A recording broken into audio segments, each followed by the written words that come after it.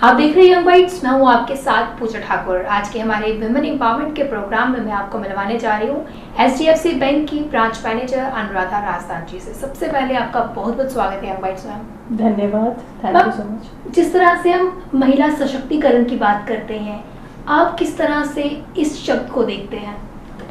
मैं women empowerment का मतलब ये समझती हूँ कि जहाँ वुमेन को एक इंडिपेंडेंट रोल मिला, एक अपॉर्चुनिटी मिली बाहर निकल के अपने आप को प्रूव करने की। आई फील कि वुमेन एम्पावरमेंट वही है कि सबसे पहले वो बाहर आई। नहीं तो आज से पहले अगर हम बात करें तो वुमेन की एम्पावरमेंट तो बहुत दूर का एक टॉपिक था, बट वुमेन बाहर ही नहीं आती थी। मेल डोमिनेंसी की जो फीचर्स थे वो बहुत ज़्यादा थे सोसाइटी में, तो वुमेन को चांस ही नहीं दिया जाता था। आज की डेट में मैं ये बिलीव करती हूँ कि अब चांस भी मिलता है और वुमेन अब निकल के बाहर भी आई है और काफ़ी जागरूक भी हुई है। कारण क्या था पहले की जो वुमेन्स इतनी पिछड़ी हुई थी? I think education, lack of education was a major reason. लोगों को मतलब पढ़ाई ही नहीं कराते, लड़कियों को कम पढ़ाना चाहते हैं, लड़कों को ज़्यादा पढ़ाना चाहते थे। अब जब लोगों ने समझा कि लड़कियां भी उतना ही पैसा कमा के दे सकती हैं जितना कि एक आम आदमी, तो जब ये जागरूकता सोसाइटी में फैली, एक औरत भी बाहर निकलती है तो वो 10 औरतों को जगाती है, जागरूक करती है। I think lack of education ही इसका मेजर रीज़न था। 15 सालों से आप बैंकिंग सेक्टर के साथ जुड़े हुए हैं, किस तरह का एक्सपीरियंस आपका है और 15 साल पहले क्या सिचुएशन थी और आज आप कितना ग्रोथ देखते हैं इस डिपार्टमेंट में? मेरा ये मानना है कि 15 साल पहले भी फीमेल इतनी आउटस्पोकन और इतनी आउटवर्ड नहीं थी। अगर वो कुछ हद तक एम्प्लॉयमेंट के ज़रिए ढूंढती भी थी तो वो भी वो घर के आंगन के अंदर ही ढूंढ रही थी, जैसे कि जिसको हम बोलते हैं एंटरप्रेन्योरशिप। तो वो यही सोचती थी कि हम क्यों ना घर में ही कोई छोटा मोटा बिजनेस कर लें या कोई एजेंसी ले लें, कुछ ऐसा जिसमें ज़्यादा सोसाइटी का सामना ना करना पड़े। धीरे धीरे जैसे जैसे मेरा इस बैंक में करियर बढ़ता गया तो मैं अब ऑब्जर्व कर रही हूँ कि अब हर ब्रांच में मिनिमम 50% या 30% फीमेल्स पाई जाती हैं। ऐसी कोई ब्रांच नहीं है जिसमें कोई फीमेल स्टाफ ना हो। दूसरा ये है कि जब एक दो लड़कियों को आप देखते हो तो उसको देख के बाकी लड़कियां भी बाहर आती हैं। एंड उसके बाद नेक्स्ट रीज़न ये है कि हमारी कैंपस प्लेसमेंट होती है। बैंकिंग सेक्टर में, प्राइवेट बैंक्स में काफ़ी हद तक कैंपस प्लेसमेंट्स हो रही हैं। तो जब पढ़ने के लिए हर लड़की MBA करने, BBA करने कॉलेज में जा रही है, तो जब हम कैंपस प्लेसमेंट करते हैं तो वहाँ भी अपॉर्चुनिटी दिखती है। अब आप देखिए कोई भी रिजल्ट आता है, मैं जहाँ तक मेरा मानना है फीमेल्स के परसेंटेज ऑफ मार्क्स मेल से ज़्यादा है। बिल्कुल। एंड मुझे ऐसा लगता है कि फीमेल की कमिटमेंट लेवल देन मेल्स थोड़ी ज़्यादा मानी जाती है। मेरे ऑफिस में मैं ये नहीं कहूँगी कि मैं एक फ़ीमेल हूँ तो ऐसा है, बट मेरी ब्रांच में भी अगर मैं बात करूँ एक फ़ीमेल और मेल को अगर मैं कंपेयर करती हूँ तो जो फीमेल का काम करने का नज़रिया और काम करने का जो आउटपुट है वो ज़्यादा है मेल से, क्योंकि मेल्स की टेंडेंसी थोड़ी एक्शन ओरिएंटेड रहती है। इससे पहले आप चंडीगढ़ में काम करते थे और वहाँ की बात कीजिए और उसके बाद जब आप जम्मू में आए, कई सालों से आप जम्मू में भी काम करें, कितना डिफरेंस लगता है आपको बाहर में और यहाँ में? जम्मू और चंडीगढ़ में अगर मैं ख़ास तौर से, आपने ये चर्चा अगर रखी है मेरे सामने, तो मैं ऑब्जर्व करती हूँ कि चंडीगढ़ में तो काफ़ी ज़्यादा वुमेन एम्पावरमेंट थी।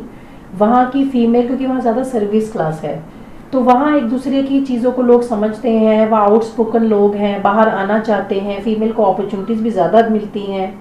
यहाँ उस टाइप से ग्रोथ मुझे नहीं दिखी थी। इवन मेरे पास जैसे फॉर एग्जांपल कुछ करंट अकाउंट कस्टमर्स हैं, उसमें क्या है कि साइनिंग अथॉरिटी फीमेल है, लेकिन फीमेल को अपने हक क्या है उस अकाउंट को लेके वो पता ही नहीं है। मे बी फीमेल को आगे इसलिए रखा गया क्योंकि आप देखिए सरकार ने भी फीमेल के नाम पे टैक्स की धाराएं कम रखी हुई हैं। अब जो करंट अकाउंट की बैंकिंग कर रहा है उसको टैक्स कम लगता होगा अपनी जो भी घर की फीमेल मेंबर को आगे रख के, तो टैक्स की सुविधा लेने के लिए उसने फीमेल को आगे तो लाया, लेकिन फीमेल को अपनी बैंकिंग को लेके, अपनी इनकम को लेके, अपनी ट्रांजैक्शंस को लेके उसको कुछ ज़्यादा जानकारी नहीं है। राइट्स को लेकर भी इतनी ज़्यादा अवेयर नहीं होती है। अवेयर नहीं है वो इसीलिए क्योंकि वो फीमेल को सोचते हैं कि ये तो सिर्फ घर में चूल्हा चौका करने के लिए ही बनी हुई है। बट मेरा ये मानना है कि सिर्फ उसके लिए नहीं है, आप उससे बाहर उसको निकालोगे तो जानोगे उसका टैलेंट क्या है। समय समय पर हमारा जम्मू जो है वो ग्रो करता रहता है, कई सारी जो चेंजेस आती है। क्या लगता है बैंकिंग सेक्टर में कितना ज़्यादा जो है रिफॉर्म आया है? बैंकिंग में अगर मैं बात करूं, पिछले 5-10 सालों में बहुत ज़्यादा चेंजेस आए हैं। पहले हम मैनुअल बैंकिंग की बातें करते थे, आजकल हम डिजिटल बैंकिंग की बात करते हैं। पहले लोग यहाँ पे ताना बाना लोगों का लगा रहता था हर छोटी चीज़ के लिए। अब लोगों को घर बैठे पेमेंट करने की आदत पड़ गई है, पेटीएम्स की ऑप्शन हो गई है। अब ज़्यादा से ज़्यादा कॉन्टैक्टलेस बैंकिंग की तरफ हम जा रहे हैं, जिसमें सिर्फ जिसको बहुत ही ज़रूरी है कैश का लेन देन है तो ही कस्टमर ब्रांच में आता है।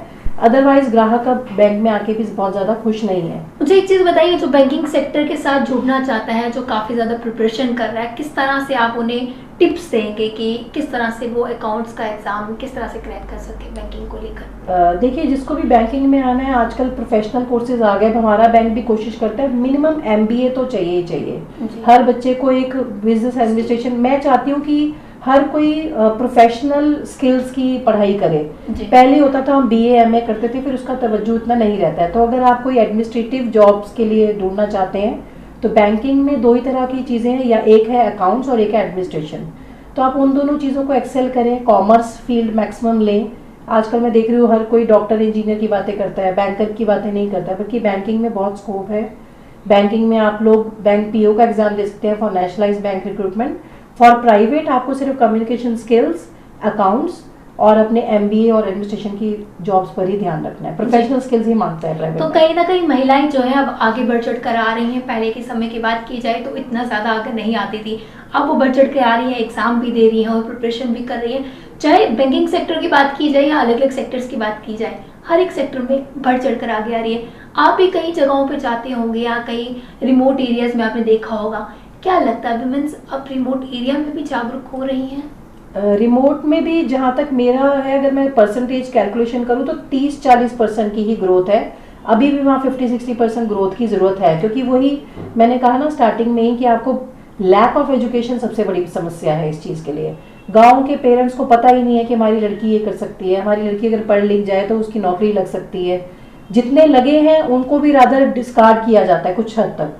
बट अब सिचुएशन काफ़ी चेंज है, अब लोग काफ़ी बाहर आना शुरू हो गए हैं। अब आप देखिए, मोदी जी को भी लगा, हमारे प्रधानमंत्री को भी ये लगता है कि देश में जो औरत कर दिखा सकती है वो मर्द नहीं कर पाता कुछ हद तक।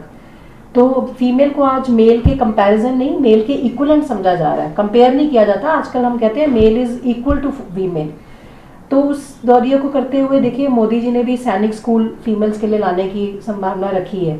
तो I think it is a very good initiative. Even convent schools आप देखो, आजकल कितने कोएड स्कूल्स आ रहे हैं। तो फीमेल्स की डाइवर्सिटी अब बढ़ती जा रही है। हमारे मीडियम से जितने भी व्यूअर्स आपको देख रहे हैं, क्या एक मैसेज आप खासकर महिलाओं के लिए देना चाहेंगे?